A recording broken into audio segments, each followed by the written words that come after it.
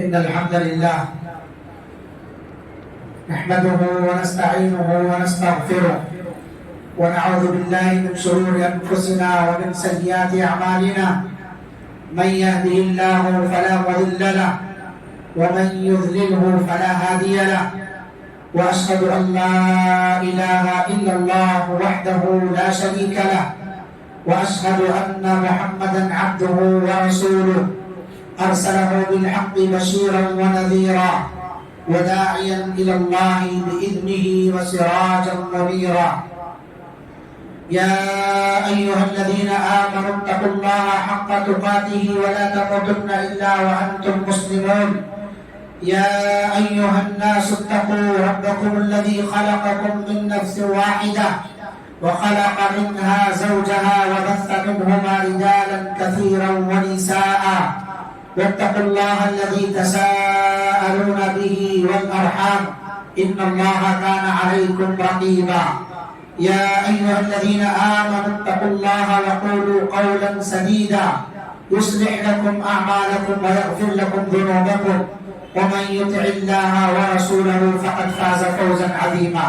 أما بعد فإن خير الحديث كتاب الله وخير الهدي هدي محمد صلى الله عليه وسلم وشر الأمور محدثاتها وكل محدثة بدعة وكل بدعة ضلالة وكل ضلالة في النار.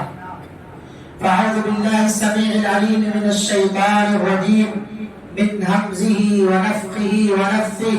بسم الله الرحمن الرحيم.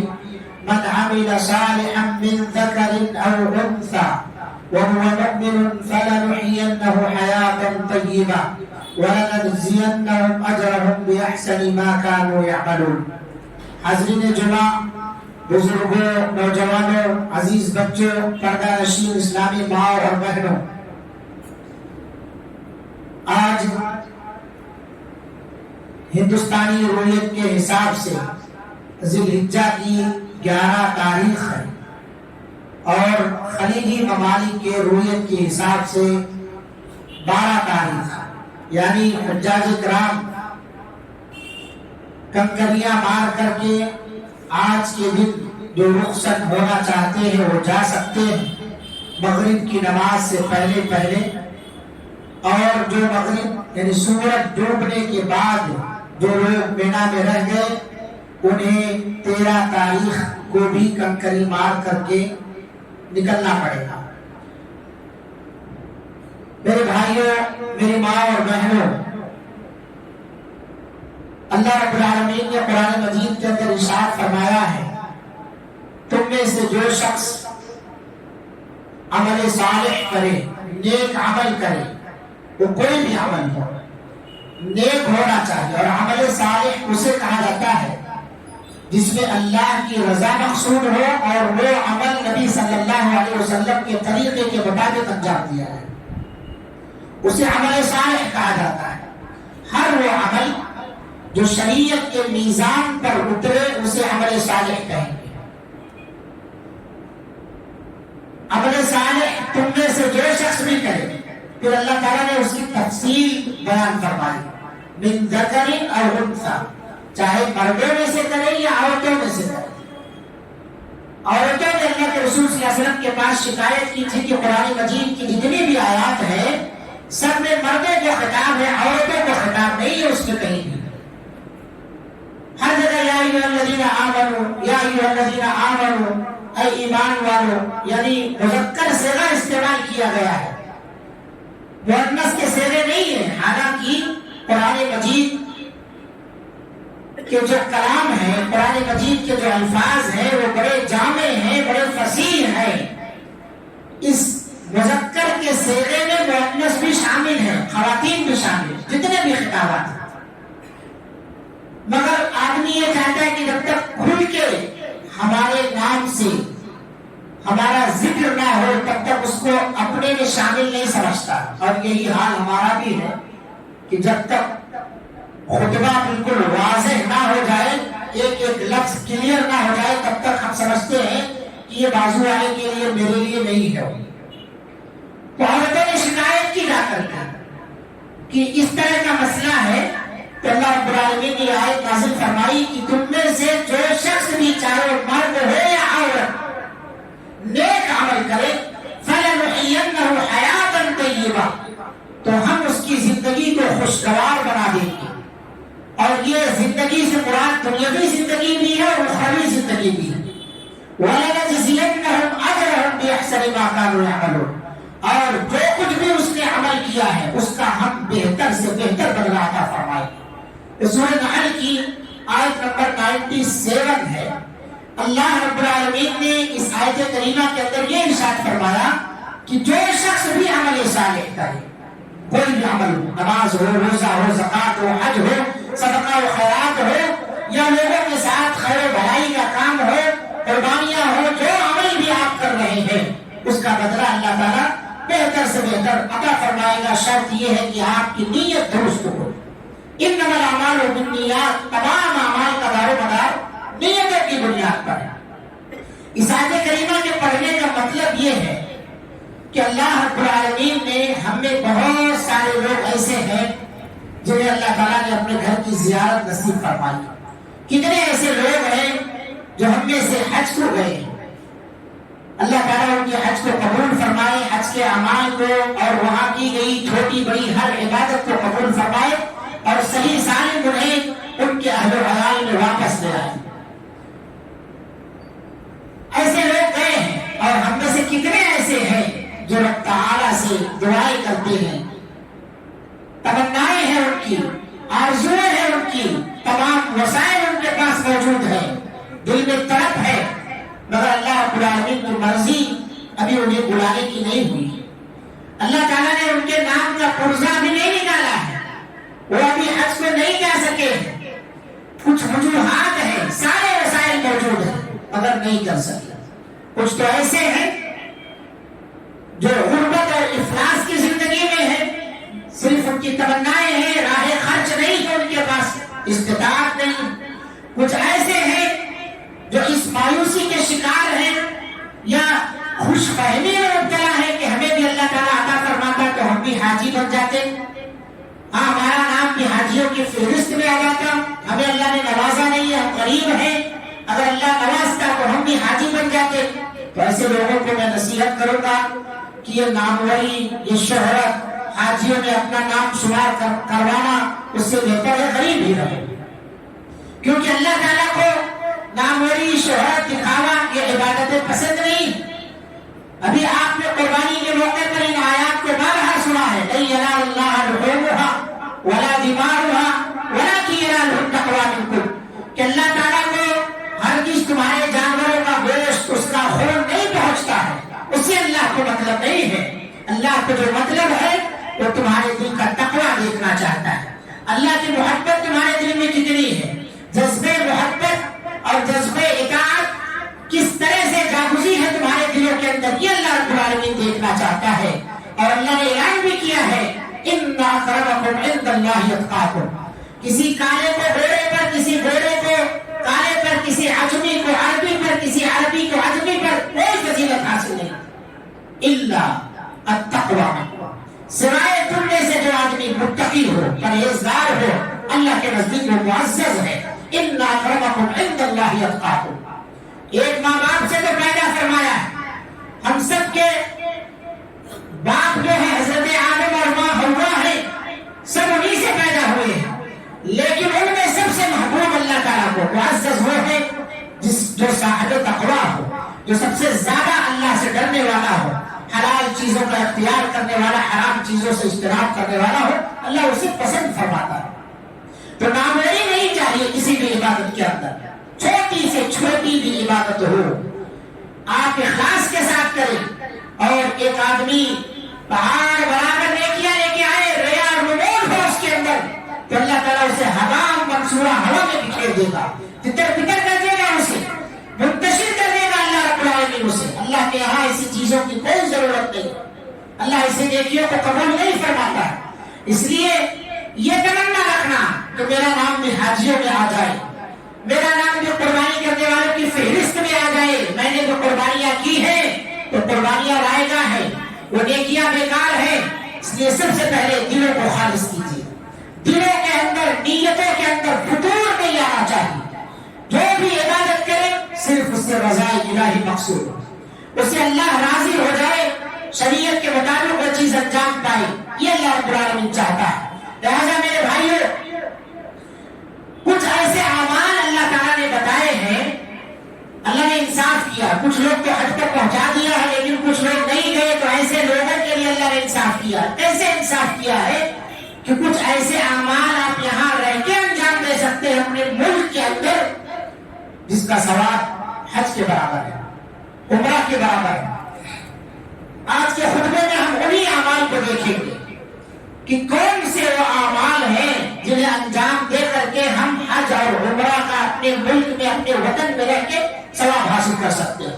بڑے چھوٹے چھوٹے اعمال ہیں، اگر ہم غور کریں، لیکن ثواب دیکھیے اللہ تعالیٰ نے کتنا بڑا عطا فرمایا. کتنے بھائیوں کی تمنائیں ہیں وہ ان اعمال کو انجام دے کر کے جب تک وہ مستقل نہیں ہو جاتے ہیں، انہیں ہر اعتبار سے طاقت نہیں ہو جاتی ہے حج کی، اسے انجام دیتے رہے. جب حج فرض ہو جائے ان کے اوپر تو بالکل نیت خالص کرتے ہوئے اللہ کے گھر کی زیارت کے لیے رخت سفر بعد ہے. میرے بھائیوں، ہم دیکھیں، میری ماں اور بہنوں، غور کریں کہ وہ کون سے اعمال ہیں جنہیں ہم اپنے ہی ملک میں رہ کر کے حج اور عمرہ کا ثواب حاصل کر سکتے ہیں، اسے انجام دے کر کے. اس میں سب سے پہلا عمل اگر ہم دیکھیں تو فرض نمازوں کی پابندی کے ساتھ ساتھ کچھ ایسی چیزیں ہیں جنہیں ہم انجام دیں تو اللہ تعالیٰ اسے حج اور عمرہ کا ثواب رکھا. انس بن مالک رضی اللہ عنہ سے روایت ہے، آپ صلی اللہ علیہ وسلم نے فرمایا: من صلی الغداۃ فی جماعۃ ثم قعد یذکر اللہ حتی تطلع الشمس ثم صلی رکعتین کانت له کأجر حجۃ تامۃ تامۃ تامۃ. 3 مرتبہ اللہ کے رسول صلی اللہ علیہ وسلم نے فرمایا. انس بن مالک رضی اللہ عنہ حدیث کے راوی ہیں، بیان فرماتے ہیں کہ آپ صلی اللہ علیہ وسلم نے فرمایا: جو شخص فجر کی نماز جماعت کے ساتھ ادا کرے، ثم قعد، پھر اسی جگہ پر بیٹھا رہ کر کے اللہ کے ذکر میں مصروف رہے، سیاسی گفتگو نہ کرے. ہماری حالت بدل جاتی ہے فرض نماز کے بعد، فوراً دنیاوی گفتگو میں ہم مشغول ہو جاتے ہیں. ثم قعد یذکر اللہ، پھر وہ بیٹھا رہے اپنی جگہ پر حتی تطلع الشمس، یہاں تک کہ سورج طلوع ہو جائے. پھر اس کے بعد 2 رکعت نماز پڑھے تو اسے کانت لہ کأجر حجۃ وعمرۃ، اسے ایک حج اور ایک عمرے کا مکمل ثواب ملتا ہے. یہ آپ اپنے ملک میں رہ کر کے حاصل کر سکتے ہیں. فجر کی نماز ہم پر بڑی بھاری ہے، فجر کی نماز بڑی بھاری لگتی ہے. فجر کی نماز کی جو فضیلت ہے دیگر تمام نمازوں کی فضیلت پر فجر کی نماز بھاری. اس کی 2 رکعت سنت ہی بہت بھاری ہے. رکعتا الفجر خیر من الدنیا وما فیہا، فجر کی 2 رکعتیں دنیا اور دنیا کے اندر جتنی چیزیں ہیں تمام چیزوں سے بہتر ہے. جب یہ سنت کا عالم ہے تو پھر فرض کے بارے میں آپ سوچ سکتے ہیں. بہت ساری فضیلتیں، میں ادھر نہیں جانا چاہتا، بس اتنا یاد رکھیے کہ فجر کی نماز پڑھ کر کے جماعت کے ساتھ، بعد میں نہیں، جماعت کے ساتھ کا لفظ فی جماعت، آپ اپنی مرضی سے آئے اٹھ کر کے نماز پڑھیں، اس کا مسئلہ نہیں ہے. جماعت کے ساتھ ہے، جس نے فجر کی نماز ادا فرمائی، اللہ رب العالمین اس شخص کو، اگر وہ اسی جگہ پر سورج کے طلوع ہونے تک بیٹھا رہا، اللہ کے ذکر میں مصروف رہا اور پھر 2 رکعت نماز ادا فرمائی، تو اسے ایک حج اور ایک عمرے کا مکمل ثواب ملتا ہے. تامۃ تامۃ تامۃ، 3 مرتبہ اللہ کے رسول نے فرمایا، مکمل حج اور عمرے کا، مکمل حج اور عمرے کا ثواب ملتا ہے اسے. اور دوسری روایت میں ہے صبحۃ الضحیٰ، چاشت کی نماز، چاشت کی نماز جس نے ادا فرمائی، ان تسبیحات میں مصروف رہ کر کے چاشت کی نماز جس شخص نے ادا فرمائی تو اس شخص کو حج اور عمرے کا ثواب ملتا. معلوم ہوا کہ فجر کی نماز کے بعد سے طلوع شمس تک مسجد میں رکے رہنا اور پھر 2 رکعت نماز ادا کرنا، یہ حج اور عمرے کے ثواب کے برابر اس شخص کو حاصل ہوتا ہے. اسی طرح سے ہم اپنے ملکوں میں رہ کر کے حج اور عمرے کا ثواب اس عمل سے بھی حاصل کر سکتے ہیں کہ ہم جماعت کے ساتھ نماز پڑھنے پڑھنے کے لیے مسجد آئے، وہ نماز چاہے فرض ہو یا نفل نماز ہو، اللہ رب العالمین ہمیں عمرے کا ثواب عطا فرماتا ہے۔ اللہ کے رسول صلی اللہ علیہ وسلم نے فرمایا، ابو امامہ الباہلی رضی اللہ عنہ حدیث کے راوی ہیں، من مشى الى صلاة مکتوبۃ فی جماعۃ فہی کحجۃ، جو آدمی فرض نماز کی جماعت حاصل کرنے کے لیے اپنے گھر سے پیدل آتا ہے، اسے اللہ رب العالمین ایک حج کا ثواب عطا فرماتے ہیں۔ ومن مشى الى صلاة تطوع، جو نفلی نماز کی جماعت پکڑنے کے لیے مسجد تک پیدل چل کر کے آتا ہے، فَهِيَ كَعُمْرَةٍ تَامَّةٍ، تو اسے مکمل ایک عمرے کا ثواب ملتا ہے۔ نماز پڑھنا الگ، نماز کی جماعت پکڑنے کے لیے آپ مسجد کے اندر حاضر ہو، جماعت کے ساتھ نماز پڑھنے کے لیے اگر آپ حاضر ہو رہے ہیں تو اللہ رب العالمین آپ کو حج اور عمرے کا ثواب عطا فرماتا ہے۔ فرض نماز کی جماعت حاصل کرنے کے لیے آپ آگے آ رہے ہیں تو حج کا ثواب ہے۔ نفلی نمازیں جیسے تراویح وغیرہ ہے، یا اسی طرح سے جو نمازیں پڑھی جاتی ہیں صلاۃ الاستسقاء ہو، یا اسی طرح سے سورج گرہن کی نماز ہو، چاند گرہن کی نماز ہو، عیدین کی نماز وغیرہ ہو جو سنت موقدہ ہے، ان سب کو پکڑنے کے لیے آپ جماعت میں حاضر ہونے کے لیے آپ آ رہے ہیں تو اللہ رب العالمین آپ کو ایک عمرے کا ثواب عطا فرماتا ہے۔ تو میرے بھائیوں، کوشش کریں ہم ان اعمال کی طرف، ان اعمال میں ہم کوتاہی نہ کریں، ہم بے نمازی ہو جاتے ہیں۔ ابھی آپ نے قربانی کی جو آیتیں سنی ہے اس میں ہے فَصَلِّ لِرَبِّكَ وَانْحَرْ، پہلے نماز ہے پھر قربانی ہے، اور یہاں ہم نماز چھوڑ کے خالی قربانی کے چکر میں رہتے ہیں۔ یعنی ایسا ہوا أَفَتُؤْمِنُونَ بِبَعْضِ الْكِتَابِ وَتَكْفُرُونَ بِبَعْضٍ، بعض چیزوں پر ایمان لاتے ہیں، بعض چیزوں کو چھوڑ دیتے ہیں۔ یہ تو یہودیوں کا شیوا ہے، قربانی پر آپ کا ایمان ہے، نماز پر آپ کا ایمان نہیں ہے۔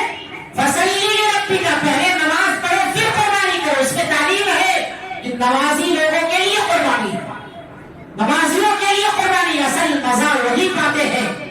جس طرح سے ہے رمضان کی عید کی خوشی سب سے زیادہ وہی لوگوں کو ہوتی ہے جنہوں نے ماہ رمضان کے تقاضے پورے کیے، ویسے ہی جو آدمی فرما بردار ہوگا اللہ تعالیٰ کا وہ نمازی ہوگا، اور وہ اس کو بھی عملی جامہ پہنائے گا۔ اس لیے جو کوتاہیاں ہیں اسے دور کیجیے، نمازی بنیے، پنج وقتہ نمازوں کے جو فوائد ہیں دنیاوی اخروی اسے چند دنوں کے اندر آپ محسوس کریں گے۔ پابندی کیجیے اس کی، حافظوا علی الصلوات والصلاۃ الوسطیٰ، پنج وقتہ نمازوں کی حفاظت کرو، اس میں جو درمیانی نمازیں ہیں ان نمازوں کی خصوصیت کے ساتھ۔ اسی طرح سے حج اور عمرہ کے ثواب حاصل کرنے کے لیے جماعت کے ساتھ عشاء اور ظہر کی نماز پڑھنا۔ حضرت بزر رضی اللہ عنہ سے روایت ہے، صحابہ نے دریافت کیا اللہ کے رسول صلی اللہ علیہ وسلم سے، وہ صحابہ جو فقیر تھے، مالدار نہیں تھے، غریب تھے بیچارے، آئے اللہ کے رسول صلی اللہ علیہ وسلم کے پاس، قال یا رسول اللہ ذهب اهل الطفول بالوجود، اے اللہ کے رسول صلی اللہ علیہ وسلم مالدار لوگ تو ہم سے عدل میں آگے نکل گئے، یصلون کما نصلی، وہ بھی نماز ویسے پڑھتے جیسے ہم پڑھتے ہیں، ویصومون کما نصوم، وہ بھی روزہ ویسے رکھتے جیسے ہم رکھتے ہیں، ویتصدقون بفضول اموالہم، ان کے پاس مال زائد ہوتا ہے، ان کے خرچ برچ سے بچتا ہے تو وہ لوگ صدقہ و خیرات بھی کرتے ہیں۔ فقال النبی صلی اللہ علیہ وسلم، اللہ کے رسول صلی اللہ علیہ وسلم نے ان غریبوں کا، ان مسکینوں کا خیال رکھا، اسی لیے اس دین کو کہا جاتا ہے دین رحمت ہے، جس کے اندر تمام لوگوں کے لیے مساوات کا درس ہے۔ اگر آپ کے پاس مال نہیں ہے تو آپ یہ عمل کر سکتے، صدقہ خیرات نہیں کر سکتے ہیں، تو اللہ کے رسول نے فرمایا اولیس قد جعل اللہ لکم صلاۃ العشاء فی جماعۃ تعدل حجۃ وصلاۃ الغداۃ فی جماعۃ تعدل عمرۃ، کیا اللہ تعالیٰ نے تمہارے لیے عشاء کی نماز جماعت کے ساتھ ادا کرنے پر ایک حج کا ثواب نہیں عطا فرمایا؟ کیا اللہ رب العالمین نے تمہارے لیے ظہر کی نماز جماعت کے ساتھ ادا کرنے پر ایک عمرے کا ثواب نہیں عطا فرمایا؟ یعنی تم یہ عمل کرو، عشاء کی نماز جماعت کے ساتھ پڑھو، ظہر کی نماز جماعت کے ساتھ پڑھو۔ اکثر مساجد کا دورہ کیجیے، عشاء کی نماز میں ظہر کی نماز میں تعداد غائب ہوا کرتی ہے، بہت کم تعداد ہوتی ہے عشاء اور ظہر کی نماز میں، جبکہ آپ صلی اللہ علیہ وسلم نے فرمایا ہے دوسری حدیث کے اندر کہ صلاۃ المنافق صلاۃ العشاء اثقل علی صلاۃ المنافق، المنافقین، عشاء کی نماز منافقین پر بھاری ہوا کرتی ہے، اس کے اندر منافقین سستی کاہلی کرتے ہوئے تو گھروں میں پڑھ لیتے ہیں اور یا پھر جماعت کر کے اپنی منچاہی نمازیں ادا کرتے ہیں۔ تو میرے بھائیوں، جماعت کے ساتھ جو شخص عشاء کی نماز ادا کرتا ہے اللہ تعالیٰ اسے حج کا ثواب عطا فرماتا ہے۔ صحیح مسلم کی حدیث ہے۔ اور اسی طرح جو آدمی ظہر کی نماز جماعت کے ساتھ ادا کرتا ہے، ایسے وقت میں ہم مصروف رہتے ہیں۔ ظہر کا وقت ہمارے راحت کا وقت ہوتا ہے، اس میں ہم کوتاہی کرتے ہیں۔ عشاء کی نماز ڈیوٹیوں سے واپس آ کے تھکے ہارے رہتے ہیں، اس میں ہم کوتاہی کر جاتے ہیں۔ یہ راحت کے وقت میں اگر آپ اللہ کو یاد کرنے آئے ہیں کہ دن بھر اللہ نے ہمیں روزی سے نوازا ہے، اس کا بھی حق بنتا ہے شام کے وقت اس کو یاد کر کے اس کے بعد ہم اپنے بستر پر جائیں تو اللہ تعالیٰ آپ کو جو ہے حج کا ثواب عطا فرما رہا ہے۔ ظہر کی نماز جو آپ دن بھر کام کر کے آدھے دن تک تھکے ہوئے تھے، تھوڑا راحت لیے، قیلولہ کرنے کے لیے پیٹ لگایا، نیند آ گئی آپ کو، اللہ کو بھول گئے اگر آپ، تو یاد رکھیے اللہ تعالیٰ روزی جو دیا وہ تنگ بھی کر سکتا ہے، لیکن اگر اللہ کو آپ نے یاد کیا تو اللہ رب العالمین آپ کے اسی نماز کا ثواب ایک عمر کے برابر عطا فرماتا ہے۔ تو میرے بھائیوں، میری ماں اور بہنوں، جو قربانی کے جو ایام چل رہے ہیں، گوشت پکانے کھلانے میں سے نہ گزارو، دن بھر تھک ہار کر کے بغیر عشاء کی نماز پڑھے مت سو جاؤ، صبح میں یا دوپہر میں مہمانوں کی ضیافت میں اپنی ظہر اثر غائب مت کر دو۔ عصر کی نماز جو فرشتوں کی تبدیلی کا مسئلہ ہے، ان کی شفٹنگ ہوتی ہے، اس لیے نمازوں کی پابندی کرو، اپنے ملک میں رہ کر کے حج اور عمرے کا ثواب حاصل کر سکتے ہیں۔ اسی طرح سے مسجدوں کے اندر جو علمی مجالس ہوتی ہے، خاص طور سے صبح شام کے دروس میں جمعہ کے خطبات ہے، اور آپ کی مسجد توحید میں الحمدللہ ویکلی کلاسز دور شرعیہ کا بھی انتظام ہے، جس میں بڑی عمر کے مردوں اور خواتین کے لیے الحمدللہ تعلیم کا نظم ہے۔ ایسے علمی مجالس کے اندر اگر آپ شریک ہو رہے ہیں تو اس کا ثواب کیا ہے؟ اللہ کے رسول صلی اللہ علیہ وسلم نے فرمایا، من غدا الی المسجد لا يريد الا ان يتعلم خيرا او يعلمه، جو آدمی صبح صبح مسجد کو آتا ہے محض اس غرض سے کہ وہاں لوگوں کو دین کی تعلیم دے یا وہاں جو تعلیم ہو رہی ہے اسے حاصل کرے، ان يتعلم او يعلمه، سیکھنے کے لیے آئے یا سکھانے کے لیے آئے، یعنی عالم دین کے لیے بھی فضیلت ہے اور طالب علم کے لیے بھی فضیلت ہے۔ تو جو شخص ایسا آتا ہے، آپ صلی اللہ علیہ وسلم نے فرمایا کان لہ کاجر حاج تاما حجتہ، کہ اسے اللہ تعالیٰ ایک حج کا مکمل ثواب عطا فرماتا ہے۔ جو لوگ کلاسز سے غیر حاضر رہتے ہیں کتنے بڑے خیر سے محروم ہو رہے ہیں، جو لوگ فوراً سلام پھیر کر کے 10 منٹ 5 منٹ 7 منٹ کے درس میں شریک نہیں ہوتے ہیں، وہ کتنے بڑے خیر سے محروم ہو رہے ہیں۔ علمی دروس میں حاضری سے آپ کے ایمان کو جگہ ملتی ہے، آپ کے ایمان کو تازگی ملتی ہے، علم میں اضافہ، اللہ تعالیٰ کا خوف اور خشیت پیدا فرماتا ہے، ایک دوسرے کے حق اور حقوق کو پہچانتے ہیں، کم سے کم اپنی عبادتوں کو صحیح ڈھنگ سے کیسے ادا کرنا ہے اتنا علم آپ کے پاس آ جائے تو آپ اللہ تعالیٰ سے ڈرتے ہوئے اس صحیح کام کو انجام دیتے ہیں، اپنے رب کو پہچان لیتے ہیں، رسول اللہ کی رسالت کا حق ادا کر لیتے ہیں۔ اس لیے جو بھی صبح شام کے مساجد کے اندر دروس ہوتے ہیں، علمی حلقات لگتے ہیں، ان حلقات سے غیر حاضر نہ رہے، بھاگنے کی کوشش نہ کرے، بہت سارے خیر و برکات سے بھرپور یہ مجلسیں ہوا کرتی ہے، بہت سارا خیر و بھلائی بہت ساری خیر و بھلائیوں سے آپ محروم ہو جاتے ہیں۔ اسی طرح سے نماز کے بعد ذکر و اذکار کا اہتمام کرنا، اللہ کے رسول صلی اللہ علیہ وسلم نے فرمایا ہے کہ یہ بھی حج اور عمرہ کے برابر ثواب ملتا ہے۔ نبی صلی اللہ علیہ وسلم کے پاس غریب مسکین لوگ آئے اور وہی شکایت کی، ذهب اهل الدثور بالدرجات العلى والنعيم المقيم، کہ اللہ کے رسول مالدار حضرات تو بلند بالا مقام و مرتبہ حاصل کر لیے، نعمتوں والی جنت کے حقدار بن گئے، وہ بھی نماز پڑھتے ہیں ہم بھی نماز پڑھتے ہیں، وہ بھی روزہ رکھتے ہیں ہم بھی روزہ رکھتے ہیں، سب کا عمل تو برابر ہے، لیکن ان کے پاس مال ہے، صدقات و خیرات کے ذریعے مال کے ذریعے سے وہ آگے نکل جاتے ہم نے۔ نبی صلی اللہ علیہ وسلم نے ان غریبوں کو بتایا، الا احدثکم بامر، ایک نسخہ تمہیں میں نہ بتا دوں، ایک عمل تمہیں میں نہ بتا دوں، ایک عمل کے بارے میں تمہیں خبردار نہ کر دوں کہ اگر تم اسے انجام دے لو، اسے پکڑ لو، اس کا اہتمام کرو، یہ وظیفہ تم اس پر پیچھے چھوڑ سکتے ہو اور کوئی بھی تمہیں پکڑ نہیں سکتا ہے. وَكُنْتُمْ خَيْرَ أُمَّةٍ بَيْنَ ظَهْرَانِهِمْ، اور اپنے بیچ میں بھی تم اچھے بن جاؤ گے. کیا عمل کرنا ہے؟ لاکھوں کروڑوں کا خرچہ نہیں، لاکھوں کروڑوں کا خرچہ نہیں. کیا عمل ہے؟ آپ صلی اللہ علیہ وسلم نے فرمایا إِلَّا مَنْ عَمِلَ مِثْلَهُ، مگر ہاں یہ بھی ہے کہ تمہارے جیسا اگر کوئی دوسرا عمل کرے گا تو وہ بھی تمہارے جیسا ہو جائے گا. وہ عمل کیا ہے؟ تسبحون وتحمدون وتكبرون خلف كل صلاة ثلاثا وثلاثين، ہر نماز کے بعد تم 33 مرتبہ سبحان اللہ، 33 مرتبہ الحمدللہ، 33 مرتبہ اللہ اکبر کہو تو تم سب سے بہتر ہو جاؤ گے اپنے درمیان میں. کتنے لوگ ہیں جو تسبیحات نہیں پڑھتے، فرض نماز کے بعد کے اذکار نہیں پڑھتے، سلام پھیر کے امام پلٹتا نہیں ہے، دکھائے رہتے کھمبے کی طرح سے، بھاگنے کے لیے دائیں بائیں رستہ دیکھنے کی کوشش کرتے. 33 مرتبہ سبحان اللہ، 33 مرتبہ اللہ اکبر اور 33 مرتبہ الحمدللہ اگر آپ پڑھیں تو اللہ کے رسول صلی اللہ علیہ وسلم نے فرمایا کہ حج کا بھی ثواب حاصل کرو گے، عمرے کا بھی ثواب حاصل کرو گے اور جہاد فی سبیل اللہ کا بھی ثواب حاصل کر سکتے ہو.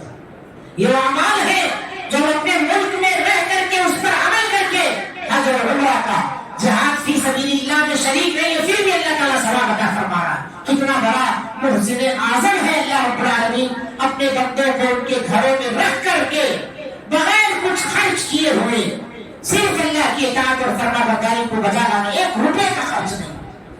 اس حج میں تو لاکھوں کا خرچہ ہوتا ہے، یہاں 1 روپیہ خرچ نہیں کرنا ہے. آپ کو پیدل آؤ، مسجد میں ان اعمال کو انجام دے کر کے جاؤ، اللہ حج اور عمرے کا ثواب دے رہا ہے، جہاد فی سبیل اللہ کا ثواب عطا فرما رہا ہے. اسی طرح سے ایک روایت میں ہے، ایک خاتون اللہ کے رسول صلی اللہ علیہ وسلم کے پاس آئی، انصاریہ تھی. انہوں نے اللہ کے رسول صلی اللہ علیہ وسلم سے کہا، آپ نے نصیحت کی. انہوں نے کہا میں عمرہ کرنا چاہتی ہوں، مگر ایسا طاقت نہیں تھی ان کے پاس، پیسہ نہیں تھا، زیادہ سفر نہیں تھا ان کے پاس، یا اور بھی دیگر وسائل نہیں تھے.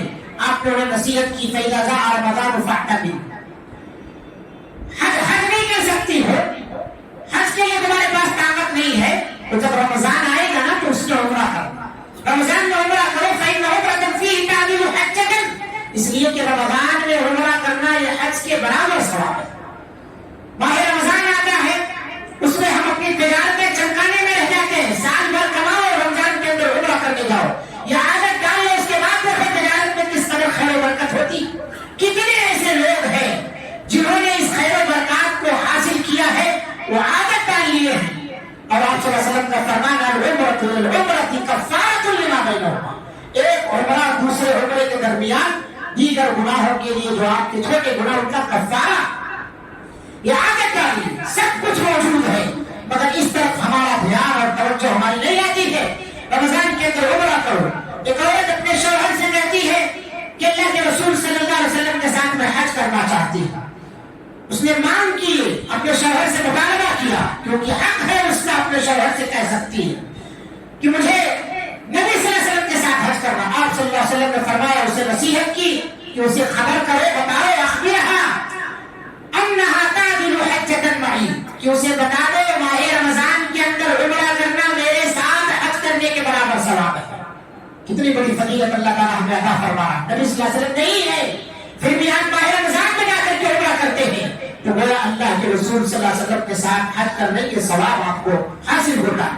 ایسے ہی جن لوگوں کے والدین باحیات ہیں ان لوگوں کو خیال رکھنا چاہیے، اپنے والدین کے ساتھ میرے بھائیوں حسن سلوک کرو. یہ ہستیاں ہیں کہ ان کے چلے جانے کے بعد آپ اپنے چاروں طرف انہیں تراشیں گے، وہ آوازیں تو آئیں گی مگر وہ دکھائی نہیں دیں گے. ان کی محبتوں کو تنہائی میں یاد کر کے رو گے مگر وہ مشورے آپ کے پاس نہیں آئیں گے. تنہائی میں آپ ان کے سامنے بیٹھ کر کے اپنے گلے شکوے بھائیوں کے، اپنے رشتے داروں کے، بیوی کے، تمام طرح کی باتیں ان کے سامنے پیش کرتے. ان کے جانے کے بعد آپ ان ہستیوں کو تلاشیں گے، دنیا آپ کے لیے اندھیری معلوم ہوگی. بادشاہ وقت کے پاس سارا خزانہ موجود ہے مگر ماں نہیں ہے تو اس نے سمجھا بغیر ماں کی دنیا ادھوری ہے. ماں کے بغیر کچھ نہیں ہے اس دنیا کے اندر. اس لیے ان ہستیوں کی قدر کرو، ماں والوں ماؤں کی قدر کرو. ان ہستیوں کو کسی بھی طرح کی تکلیف نہ پہنچاؤ۔ ان کی کوتاہیاں غلطیاں ہیں اسے ہم اپنے اوپر نہ تھوپ لیں، بلکہ انہیں درگزر کریں، انہیں معاف فرمائے، ان کے لیے دستے شفقت یا اسی طرح سے اپنا بازو ان کے لیے جھکائے۔ اللہ کے رسول صلی اللہ علیہ وسلم کے پاس ایک آدمی آتا ہے اور کہتا ہے اللہ کے رسول صلی اللہ علیہ وسلم انی اشتہی الجہاد ولا اقدر علیہ، میں جہاد فی سبیل اللہ کرنا چاہتا ہوں مگر میرے پاس طاقت نہیں۔ آپ صلی اللہ علیہ وسلم نے کہا حل بقی من والدیک احد، تیرے ماں باپ میں سے کوئی ایک زندہ ہے؟ اس نے کہا کہ ہاں اللہ کے رسول صلی اللہ علیہ وسلم امی میری ماں زندہ ہے۔ آپ صلی اللہ علیہ وسلم نے کہا قال قابل اللہ فی برها، اسی کے خدمت میں جہاد کرو، مقابلہ کرو، اسی کی خدمت میں تم جا کر کے لگ جاؤ۔ فَإِن فَعَلْتَ، اگر تم اس کی خدمت کرتے رہے، فَأَنْتَ حَاجٌ وَمُعْتَمِرٌ وَمُجَاهِدٌ، تو صرف جہاد کی سبیل اللہ کرنے کی بات کر رہا ہے۔ اگر اپنے والدین کی تو خدمت کیا، اپنے ماں کی خدمت کیا، تو حج کا بھی ثواب حاصل کرے گا، عمرے کا بھی ثواب حاصل کرے گا، جہاد فی سبیل اللہ کی بھی سب کا بھی ثواب حاصل کرے گا۔